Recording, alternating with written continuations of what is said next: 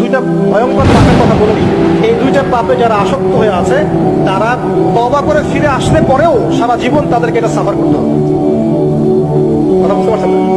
তওবা করে ফিরে এসেছেন মনে করেন, তারপরেও আপনাকে সারা জীবন এই পাপের ফলটা ভোগ করতে হবে। এক, মাদকদ্রব্য দীর্ঘদিন সেবন করেছেন, তওবা করেছেন, ফিরে এসেছেন, আল্লাহ হয়তো মাফ করে দিয়েছেন, আল্লাহ পাক মাফ করে দিয়েছেন, বাট আপনি আপনার দেহের যে ক্ষতিটা করে ফেলেছেন এটা পোষাতে পারবেন। তখন আপনি যদি বিয়ে করেন আপনি স্ত্রীকে সন্তুষ্ট করতে পারবেন না। হ্যাঁ। দুই নাম্বার হচ্ছে এই যে গোপনে যুবকরা যে পাপটা করে, মাস্টারবেশন, যেটাকে আমরা বলি হস্তমৈথুন, এই পাপ যেসব যুবকরা করছে বা করে, এবং অ্যাভেলেবেল এই পাপটা সবাই করে, কারণ এখন পর্নের যুগ, পর্ন দেখলে তার কোনো উপায় নাই, তখন তো এই পথেই যেতে হচ্ছে, নিজের উপরে নিজেকে জুলুম করতে হচ্ছে। যারা হস্তমৈথুন অভ্যস্ত হয়ে গেছে এরা যদি তওবা করে ফিরেও আসে, শরীরের যে ক্ষতিটা হয়েছে এটা পূরণ হবে না।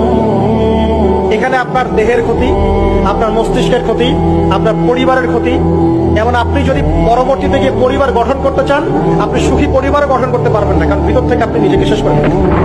গোপন পাপে লিপ্ত হবেন না, আপনি যৌবনকে ধরে রাখেন, ইনশাল্লাহ দেখবেন আপনি সারা জীবন এনজয় করতে পারবেন ইনশাল্লাহ।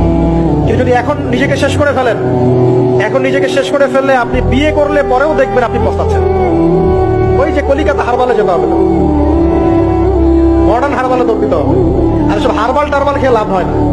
কারণ কি? কারণ আল্লাহ প্রদত্ত যে নেয়ামত সেটা আপনি নষ্ট করে ফেলেছেন, এখন এইটা আর আপনি ক্ষতিপূরণ দিতে পারবেন।